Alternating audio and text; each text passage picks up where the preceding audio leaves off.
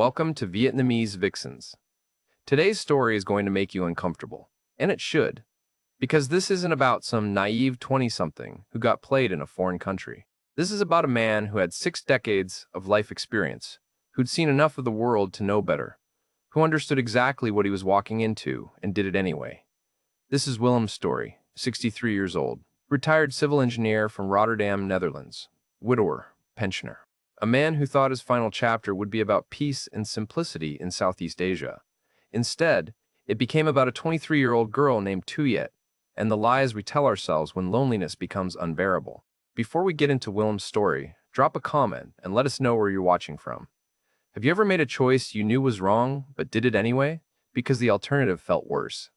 Have you ever ignored every warning sign because being wanted felt better than being wise? Hit that like button if you've been there, and subscribe if you want more real stories about the price of connection in Southeast Asia. All right, let's get into it. Here's Willem's story, in his own words. I arrived in Da Nang on a Tuesday morning in January, and the first thing I noticed was the warmth. Not just the temperature, though that was a shock after leaving Rotterdam in the middle of winter. I mean the warmth of the air itself, the way it wrapped around you like something alive. 58 years. I'd lived in the Netherlands, and I'd forgotten what it felt like to step outside without my shoulders automatically hunching against the cold. The taxi from the airport took me along the coast road, and I just sat there watching the South China Sea roll in against the white sand beaches. My Key Beach, the driver told me in broken English, pointing proudly. Best beach in Vietnam. Maybe best beach in the world. I nodded like I cared, but honestly, I was still numb. Had been numb for 3 years, ever since Marieke died. 3 years of living in our apartment in Rotterdam, surrounded by her things, her books, her teacups, her sweaters still hanging in the closet because I couldn't bring myself to pack them away. 3 years of well-meaning friends telling me I needed to move on, to get out there again, to start living. As if living was something you could just decide to do after you'd spent 35 years building a life with someone, and then watched cancer eat them away piece by piece over 18 months. I retired at 62, sold the apartment 6 months later. My daughter, Sophie, was horrified, said I was running away, that I should stay close to family, that moving to Vietnam of all places was insane at my age. But she had her own life in Amsterdam, her own husband and kids. She didn't have to live in that apartment where every corner held a memory of her mother. Didn't have to wake up every morning to the silence that felt like accusation. So I researched, planned, made spreadsheets the way I'd done for 40 years as an engineer. Da Nang made sense. Affordable, beautiful, growing expat community, good healthcare, warm weather year-round. I could live comfortably on my pension, maybe even save a little. I wasn't looking for adventure. Wasn't looking for anything really, except to exist somewhere that didn't hurt quite so much. The apartment I'd rented sight unseen through an expat Facebook group turned out to be perfect. 10th floor, balcony facing the ocean, 2 bedrooms even though I only needed 1. The second bedroom I set up as an office, though I had nothing to work on anymore. Just liked having a desk by the window where I could sit and watch the city move below me. The first few weeks were about routine. I'm Dutch, we like our routines. Morning coffee at a beachfront cafe called Sunshine, where the owner, a tiny Vietnamese woman named Lan, learned my order after 2 days. Cappuccino, no sugar, with a banh mi for breakfast. Then a walk along the beach, watching the local fishermen bring in their nets, the tourists starting to appear as the sun rose higher. Back to the apartment by noon to avoid the worst heat. Afternoon reading on the balcony. Evening walk through the neighborhood, maybe dinner at one of the local restaurants, back home by 9. I met other expats quickly. It's impossible not to in Da Nang. We gravitate toward each other like we're all members of the same strange club. Most were retirees like me, British guys who couldn't afford to retire in the UK, Australians escaping expensive cities back home, Americans living on social security checks that went 10 times further here than in the States, Germans, French, the occasional Scandinavian, and they all had stories. That's what I noticed right away. Every single one of them had a story about Vietnamese girlfriends, usually girls in their 20s or 30s, sometimes even younger. The men would sit around drinking beer at the beachfront bars, showing photos on their phones, talking about their girls like they'd won some kind of lottery. Look at her, mate. 25, and looks like a model. Cooks for me every night. So affectionate. Not like Western women. Really cares about me, you know? I'd sit there listening, nursing my beer, trying not to judge, but I judged. Of course I judged.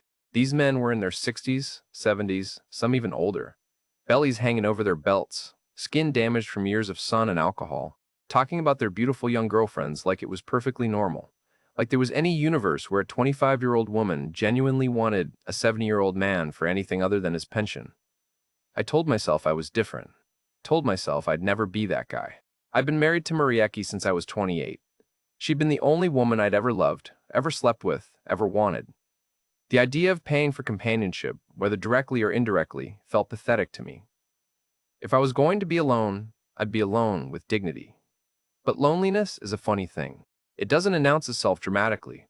It just accumulates day by day like sediment in a river. You don't notice how heavy it's gotten until you're drowning in it. I met Tuyet on a Saturday evening in early March. I'd been in Da Nang for about 6 weeks by then. The routine had worn smooth, but the numbness was still there. That gray flatness that made every day feel like a very long hallway with no doors. I was walking back from the beach, thinking about calling Sophie, but knowing I wouldn't, because what would I say? That I was fine? That Vietnam was nice? That I still felt nothing, except a vague sense that I was waiting for something that would never arrive. There was a small restaurant near my apartment building, family-run, the kind of place that had 5 plastic tables on the sidewalk and a menu written in Vietnamese on a whiteboard. I'd walked past it dozens of times but never stopped because my Vietnamese was non-existent and I didn't want the hassle of trying to communicate. But that evening, I was tired and it was getting dark and I didn't feel like walking further to the tourist restaurants. So I stopped, pointed at what someone else was eating, and sat down at one of the plastic tables. She brought me the food about 10 minutes later. Bun cha, I learned later. Grilled pork with rice noodles and herbs. She set it down with a smile and said something in Vietnamese I didn't understand. I thanked her in English, and her face lit up. "You are English?" she asked. "Dutch," I said. "From the Netherlands." "Oh, I am learning English. My speaking is not good. Sorry." "Your English is fine," I told her. And it was. Accented, but clear. She smiled wider, and I noticed for the first time how young she was. Early 20s, maybe. Pretty in that delicate way some Vietnamese women are, like they might blow away in a strong wind. Long black hair pulled back in a ponytail. White t-shirt and jeans. No makeup that I could see. "Netherlands is very cold, yes?" she said. "Why you come to Vietnam?" I could have lied. Could have said business, or tourism, or any number of things. But something about the genuine curiosity in her face made me honest. "My wife died," I said. "I needed to be somewhere else." Her smile faded into something softer, sadder. "I am sorry. That is very sad." "Thank you," I said, and meant it. She stood there for a moment like she wanted to say something else, then got called away by an older woman who I assumed was her mother, the owner yelling something in rapid Vietnamese from inside the restaurant. Tuyet went back inside, and I ate my bun cha alone, watching the motorbikes stream past in the evening traffic. The food was excellent. Better than the tourist places I'd been eating at. When I finished, I paid the older woman, who didn't speak any English but understood money just fine. As I was leaving, Toyette came out from the kitchen, wiping her hands on a towel. "You like the food?" she asked. "Very much," I said. "You come back again?" "I think so." She smiled like I'd given her a gift. "Good. I can practice English with you. I study at night school but need more practice speaking." I told her that would be fine, that I'd be happy to help, and I meant it innocently. She was young enough to be my granddaughter. The idea that this was anything other than a language exchange, and maybe the beginning of a casual acquaintance, never crossed my mind. I went back 3 days later. Then again 4 days after that. Then it became a regular thing, twice a week, sometimes 3 times. I'd come for dinner, and when things were slow, Tuyet would sit at my table and practice her English. She was curious about everything. What was the Netherlands like? Was it true everyone rode bicycles? Had I traveled much? What did I do for work before I retired? Did I have children? I found myself looking forward to these conversations in a way I hadn't looked forward to anything since Marieke died. Tuyet made me feel like a person again instead of just a ghost walking through his own life. She laughed at my stories, asked follow-up questions, seemed genuinely interested in my answers. She told me about her family, father who worked in construction but gambled too much, mother who ran the restaurant, younger brother in high school, very smart, wanted to go to university. She'd grown up in a village in Quang Nam province, moved to Da Nang for better opportunities. The restaurant barely made enough money. which was why she also worked part-time at a hotel during the day and studied English at night. She wanted a better life, she said, wanted to work for an international company someday, make enough money to help her family. It all sounded reasonable, admirable even. I admired her work ethic, her ambition, the way she was trying to climb out of poverty through education and determination. After about 3 weeks of these dinner conversations, she asked if I had a phone number. She could text me in English, she said, to practice her writing. I gave her my number without thinking twice about it. The first text came that same night. Just a simple message with a smiley emoji. Hello, Mr. Bed. Willem, thank you for helping me practice English. You are very kind, teacher. I texted back. You're welcome. And just Willem is fine. No need for Mr. Okay, Willem, have good night. I lay in bed that night with my phone glowing in the dark, feeling something I couldn't quite name. Not attraction, not romantically anyway. She was a child. But something warm had opened in my chest, some small crack in the numbness I'd been carrying for 3 years. It felt dangerous and necessary in equal measure, like standing at the edge of something I didn't fully understand but desperately needed. I should have recognized that feeling for what it was, should have stepped back right then, but I didn't, because the alternative was going back to that gray hallway with no doors, and I'd already spent 3 years walking down it alone. So I texted back instead. Started a conversation. Told myself it was harmless. Just helping someone practice English.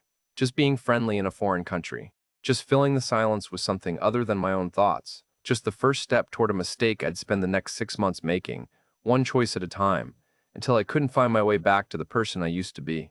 The shift from English practice to something else happened so gradually, I couldn't point to a specific moment when the line got crossed. That's the thing about these situations.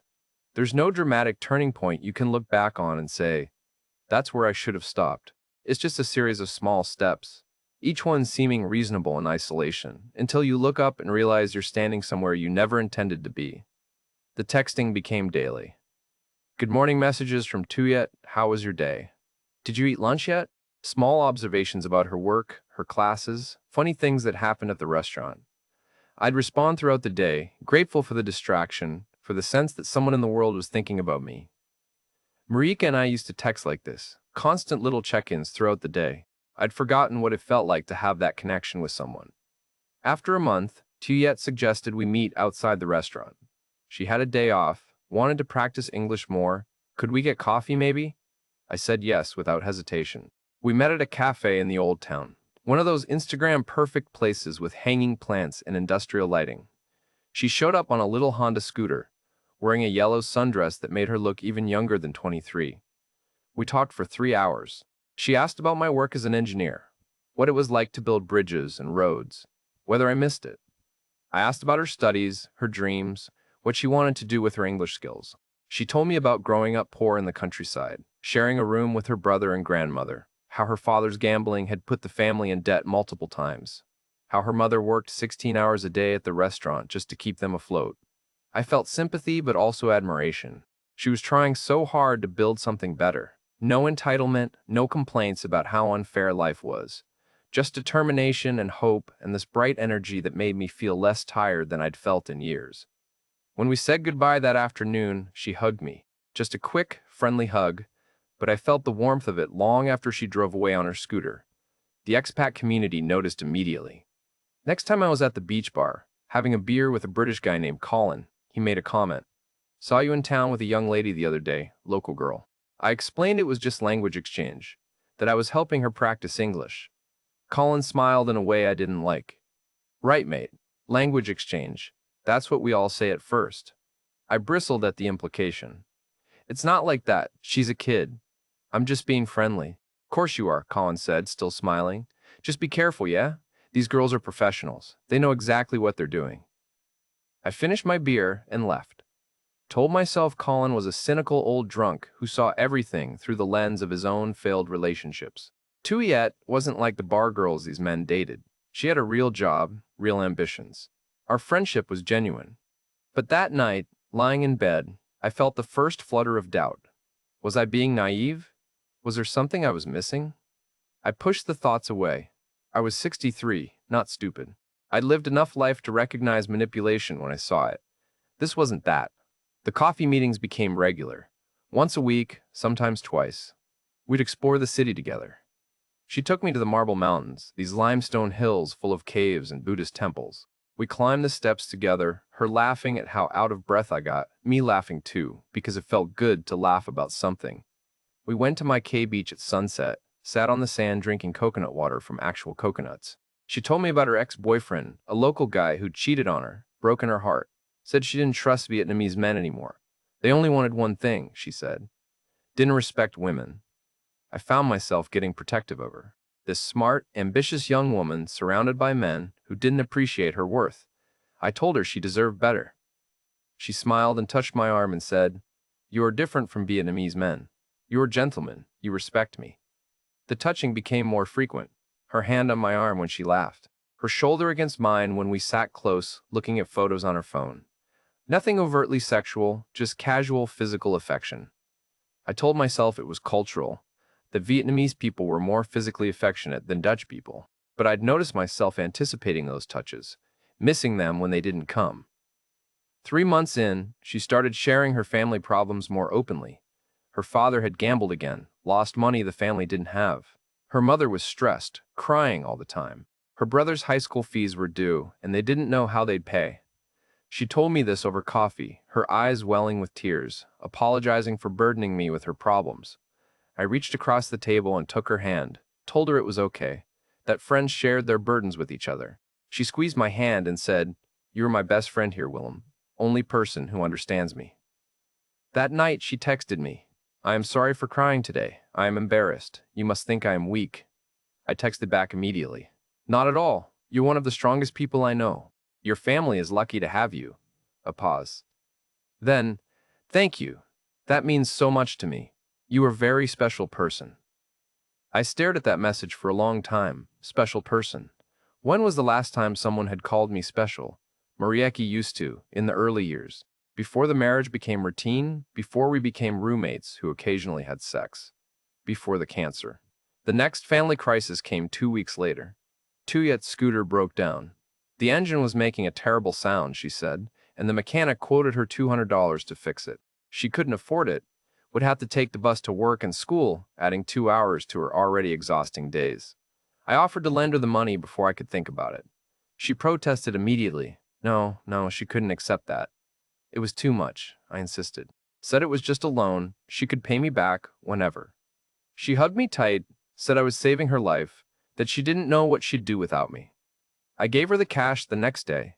She counted it carefully, her eyes getting wet again, and promised she'd pay me back within 3 months. I told her not to worry about it, but she insisted. "I am not that kind of girl," she said firmly. "I pay my debts." That made me feel good. Confirmed what I already believed about her character. She had pride, dignity, honor. This wasn't some scam. This was a friend in need accepting help from someone who could afford to give it. She never mentioned paying it back again. I never brought it up. The requests became more frequent after that. Her mother needed medication for high blood pressure. The local pharmacy was expensive. Could I help? Just $150. Her brother's school needed money for a field trip. Just $80. The restaurant's refrigerator broke. Just $300. Each time she'd preface it with apologies, with assurances that she hated asking, that she felt terrible about it. Each time I'd tell her it was fine, that I was happy to help, and I was happy. Each time I gave her money, I felt useful again, needed. Like I was making a real difference in someone's life, instead of just existing in my comfortable apartment, waiting to die. My pension was good. 40 years working as a civil engineer. I'd saved, well, invested conservatively. A few $100s here and there didn't hurt me. What was money for, if not to help people you cared about? Because I did care about her, more than I wanted to admit to myself. She'd become the center of my life in Vietnam, the person I thought about when I woke up, the person I looked forward to seeing. My days were structured around her schedule, her availability, her needs. The physical relationship started 4 months after we met. We'd gone to Hoi An for the day, walking through the ancient town, looking at the lanterns, eating khao lao at a restaurant by the river. On the way back, she was driving her scooter with me on the back, and it started raining. One of those sudden tropical downpours that soaks you in seconds. She pulled over under a covered area, and we stood there laughing, dripping wet, and she looked up at me with rain on her face, and I kissed her. I kissed her. Not the other way around. I need to be clear about that. She didn't seduce me. I made the choice. She kissed me back, soft and sweet. And when we pulled apart, she said, "I have feelings for you, Willem. Is that crazy?" "Yes," I said, "completely crazy." "I don't care," she said. "Age is just number. You make me happy. You make me feel safe. Is that so wrong?" I should have said yes. Should have ended it right there. Should have been the adult in the situation and recognized this for what it was. But I didn't. Because standing there in the rain with this beautiful young woman who said I made her happy, I felt something I thought I'd lost forever. I felt alive. Felt desired. Felt like maybe there was still time for one more chapter before the book closed for good. We went back to my apartment that night. I won't go into details because they're not relevant, and frankly, I'm ashamed enough already. But afterward, lying in bed with her head on my chest, her breathing soft and steady, I felt this overwhelming wave of gratitude and terror in equal measure. Gratitude that I could still feel this way at 63. Terror at what I'd just done, what it meant, where it would lead. She stayed over that night. And the next night. And then it became a regular thing, 3 or 4 nights a week. She'd come over after her classes, we'd cook dinner together, or order in, watch movies, talk, make love. She called me her boyfriend, changed her relationship status on Facebook to in a relationship without asking me first. Started talking about our future together. I knew how it looked, knew exactly what people thought when they saw us together. The comments from the expat community became more pointed. "Living the dream, eh, Willem? Quite the age gap you've got there. Hope you know what you're doing, mate." My daughter called from Amsterdam. Someone had seen my Facebook, seen Tuyet's post tagging me. Sophie's voice was tight with controlled anger. "Dad, what are you doing? This girl is younger than me. Do you know how this looks?" I got defensive, told her age was just a number, that she didn't understand, that Tuyet made me happy in a way I hadn't been happy since her mother died. There was a long silence on the other end of the line. Then Sophie said quietly, "Mom would be so disappointed in you right now." That hurt more than any other accusation could have. But I told myself Sophie was being judgmental, close-minded, applying Western standards to an Eastern situation. She didn't understand Vietnamese culture. Didn't understand that relationships work differently here. The money requests escalated. Her father was in trouble with loan sharks, $2,000 or they'd hurt him. I gave it to her in cash, watched her count it with trembling hands, let her cry in my arms about how grateful she was, how I'd saved her father's life. A month later, her grandmother died. Funeral expenses, $1,500. Then her brother got accepted to university, but the family couldn't afford the fees. $5,000 for the first year. Each time I hesitated a little longer. Each time the voice in my head got a little louder, asking questions I didn't want to answer. But each time, Tuyet's tears and affection would dissolve my doubts. And each time, I'd tell myself I'd already given so much that walking away now would mean admitting I'd been played from the start. My ego couldn't handle that possibility. The sunk cost fallacy. I'd learned about it in business school 40 years ago, never thought I'd fall victim to it in my personal life. But here I was, doubling down on a bad investment because admitting the loss felt worse than continuing to lose. 6 months in, I'd given her close to $15,000. My savings account was looking thinner than I was comfortable with, but I told myself it was temporary. Told myself once her family's crisis was over, things would stabilize. Told myself this was what you did when you loved someone. You helped them. You sacrificed for them. Because I did love her, or I loved the way she made me feel. Or I loved the idea of being loved by someone young and beautiful who chose me despite everything. I'm still not sure which it was. Maybe there's no difference. She started talking about marriage, asking if I'd ever marry a Vietnamese woman, saying her family would accept me if we were married, that her mother had traditional values. I'd deflect, say we should take things slow, that we'd only known each other 6 months. But secretly, part of me was thrilled by the idea. 63 wasn't too old to start over. People did it all the time. Why not me? The expat bar crowd had stopped commenting to my face. But I'd catch them looking at me with pity, exchanging glances when I mentioned Tuyet. I stopped going to the bars, stopped hanging out with other expats, isolated myself with her, told myself they were just bitter old men who couldn't handle seeing someone actually happy. But alone in my apartment when she wasn't there, I'd feel the doubt creeping back in. The questions multiplying. Why had I never met her family, despite all the money I'd given them? Why did she always have an excuse when I suggested visiting them? Why were there periods of days where she'd be unavailable, citing family emergencies or work commitments, then reappear with elaborate stories. I'd push the thoughts away, tell myself I was being paranoid, that my failed marriage had left me unable to trust, that I was sabotaging something good because I didn't feel worthy of happiness. But late at night, staring at the ceiling while Tuyet slept beside me, I'd do the math. $15,000. 6 months. A 23-year-old girl with a 63-year-old man. The pattern was so obvious it hurt to look at directly. So I didn't look. Kept my eyes closed a little longer. Kept believing what I needed to believe. Kept telling myself the beautiful lie because the ugly truth was too devastating to face. Not yet, not quite yet, but soon. The unraveling started with a casual comment from Henk, a Dutch expat I'd known since my first weeks in Danone. We drifted apart after I started seeing Tuyet, mainly because I'd stopped going to the expat bars and beach meetups. But I ran into him at the supermarket one afternoon, both of us buying groceries like the domestic old men we were. He seemed happy to see me, asked how I was doing, how the girlfriend was. I said everything was fine, great actually. He nodded slowly, got that look on his face I'd learned to recognize. The look that said he wanted to tell me something, but wasn't sure if he should. "Listen, Willem," he said finally. "I don't want to cause problems, but I think you should know something." My stomach dropped before he even continued. "Know what?" "I was in Hoi An last weekend, staying at a resort there with some friends, and I saw your girl at the bar, with another man, older guy, looked Australian maybe.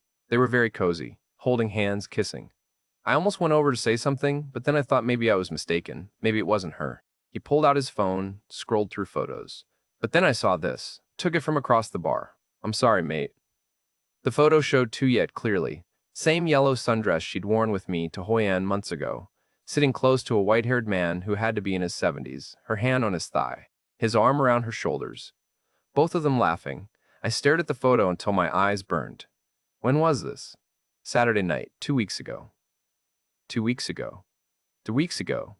The weekend she'd told me she was visiting her aunt in the countryside. Her phone had been off all weekend. Family emergency, she'd said when she came back. Her aunt had fallen and broken her hip, needed help around the house. Could be a relative, I heard myself say. An uncle, maybe. Henk looked at me with such profound pity, I wanted to hit him. "Willem, come on, you know what this is." I left my shopping cart right there in the aisle. Walked out of the supermarket into the bright afternoon sun. Sat on a bench outside, and tried to breathe normally. My hands were shaking. The photo replayed in my mind. Her hand on his thigh. The casual intimacy of it. The same way she touched me. I told myself Henk was mistaken, that it was a relative, that there was an explanation. But the voice in my head that I'd been silencing for 6 months suddenly got very loud, and it was asking questions I couldn't ignore anymore. Why had I never met her family? Why had she always deflected when I suggested visiting them? Why did she disappear for days at a time with vague explanations? Why did her phone die so conveniently during these absences? Why had the family emergencies never quite added up?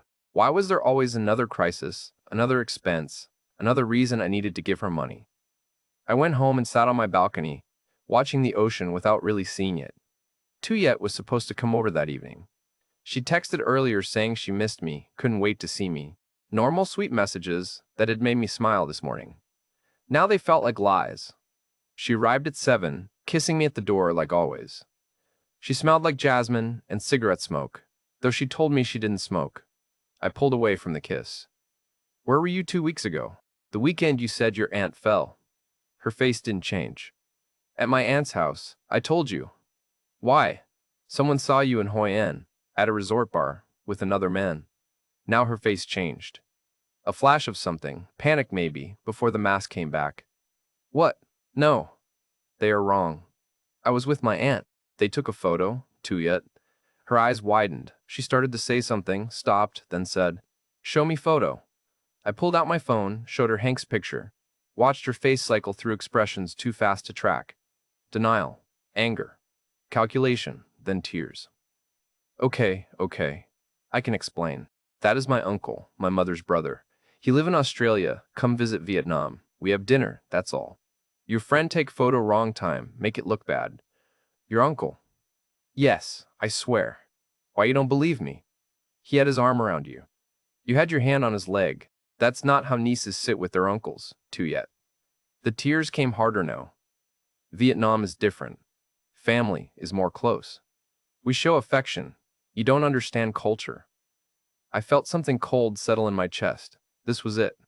The moment where I either accepted another lie or faced the truth. 6 months of choices had led me here. I could keep my eyes closed or I could finally open them.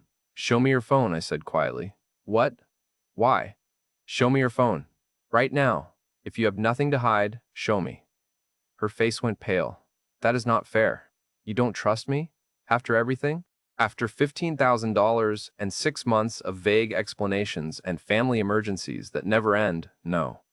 I don't trust you. Show me your phone. She clutched her phone to her chest like I was trying to steal it. No.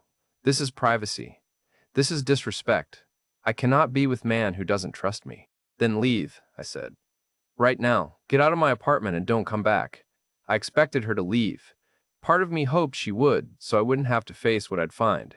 But she didn't. She stood there, tears running down her face, holding her phone, and I could see the calculation happening behind her eyes.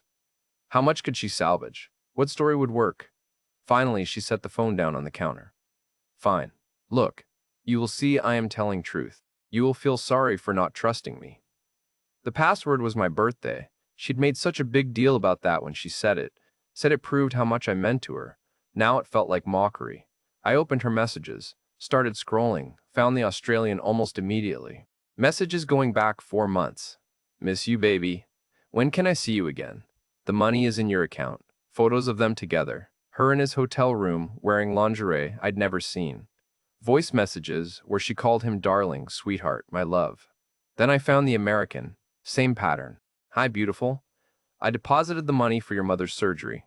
Can't wait to hold you again. Different hotel rooms, different poses, same girl. Then the British man.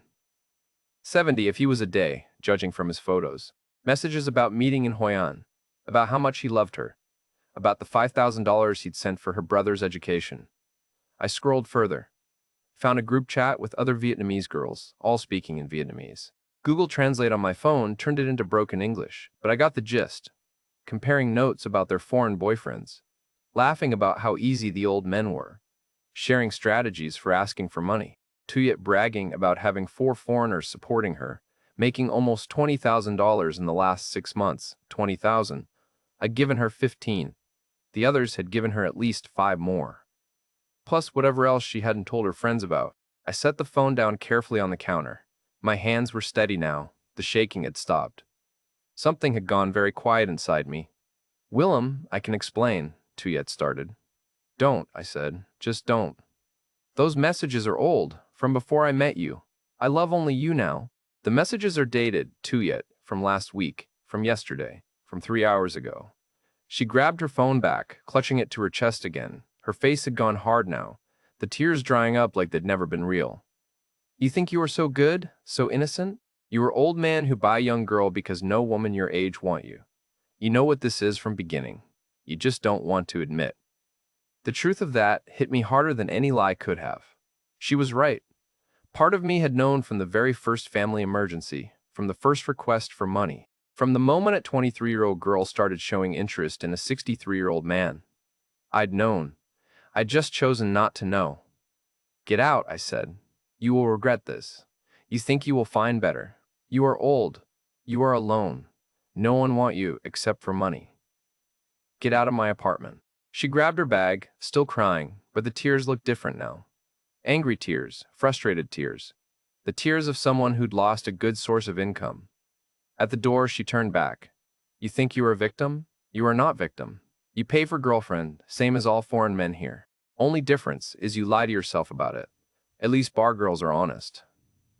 Then she was gone, the door slamming behind her. I stood in my apartment, surrounded by the evidence of my own stupidity, her toothbrush in my bathroom, her clothes in my closet, her presence in every corner of the space I'd built my new life in. I sat down on the couch where we'd watched movies together, where she'd curled against me and told me she loved me, where I'd held her and believed I'd found something real in the chaos of grief and loneliness. The worst part was, she was right. I had known. Maybe not consciously, but somewhere deep down, I'd understood exactly what was happening. Every warning sign had been there from the beginning. Colin and Hank and the other expats had tried to tell me. My own daughter had tried to warn me. My own instincts had been screaming at me for months, but I'd ignored it all because being wanted felt better than being wise. Because the fantasy of love felt better than the reality of loneliness. Because at 63, with my wife dead and my best years behind me, the idea that a beautiful young woman could genuinely desire me was too seductive to question. The money was gone. $15,000 I'd saved over 40 years of careful work. Money I'd planned to leave to Sophie to help with her kids' education. Gone into the pockets of a 23-year-old girl who'd seen an opportunity and taken it. But the money wasn't the real loss. The real loss was my dignity, my judgment, my ability to trust my own instincts. The real loss was looking in the mirror and seeing a foolish old man who'd believed a beautiful lie because the ugly truth was too painful to face. I called Sophie that night, told her everything. She was quiet for a long time after I finished. Then she said, "Are you okay, Dad?" "No," I said. "No, I'm really not. Do you want to come home? Back to Amsterdam? You could stay with us for a while." "And do what?" "Admit to everyone that you were right, that I was having a midlife crisis and it cost me 15,000 euros. It's not about being right, Dad. It's about you being safe and not alone." But I was alone. That was the point. That was the whole reason I'd fallen for this in the first place. Coming back to Amsterdam wouldn't change that. I'd just be alone in a different city, with the added bonus of everyone knowing what a fool I'd been. "I need to stay here," I said. "Figure things out." "Okay," Sophie said. "But Dad, this wasn't your fault. These girls are professionals. They know exactly what they're doing. But it was my fault." That's what she didn't understand. Tuyet hadn't forced me to give her money, hadn't forced me to ignore the red flags, hadn't forced me to believe her lies. I'd chosen all of it, every step of the way, because I'd wanted to believe, because I'd needed to believe. The weeks after were strange. I'd see Tuyet around the city occasionally, always with a different foreign man. Once at a restaurant in Hoi An, her hand on some German guy's arm. Once at Mai Key Beach, laughing with a man who looked American. Once outside a hotel in District 1, kissing someone who could have been Korean. Each time I felt a mixture of humiliation and relief. Humiliation that I'd been so easy to fool. Relief that at least I'd figured it out before I'd married her, before I'd given her everything. The expat community never said "I told you so," which somehow made it worse. They'd just nod sympathetically when they saw me, include me in their beer sessions again, tell stories about their own mistakes. Turned out almost every man here had a version of my story. Different amounts of money, different girls, different breaking points. But the same basic pattern. Loneliness plus opportunity equals exploitation. I stayed in Vietnam, stayed in Da Nang. Kept my same apartment, my same routines, morning coffee at Sunshine Cafe, where Lan never asked about Tuyet, and I never mentioned her. Walks on the beach. Reading on my balcony. The numbness had come back, but it felt different now. Less like grief and more like acceptance. I'm 64 now. Another birthday passed without much fanfare. Sophie sent flowers. Some of the expats took me out for beers. I thanked them and went home early. Sat on my balcony watching the city lights come on as the sun went down over the South China Sea. The lesson isn't complicated. At 63, I should have known better. Should have recognized manipulation when I saw it. Should have understood that a 23-year-old girl doesn't fall in love with a 63-year-old man for his personality. Should have listened to my friends, my daughter, my own instincts. But knowing better requires being honest with yourself about your own vulnerabilities, about what you're willing to believe when you're desperate enough, about the lies you'll tell yourself to avoid facing the truth that you're alone and aging and most of your life is behind you. I didn't ignore the red flags because I was stupid. I ignored them because accepting them would have meant going back to that crushing loneliness, that sense that my best years were over, that I was just marking time until death. And the fantasy of being loved, even by someone who was only pretending, felt better than the reality of growing old alone. That's the real trap, not the girl or the money or the obvious lies. The trap is your own need for connection being so powerful that you'll accept anything that resembles it, even when every part of you knows it's destroying you.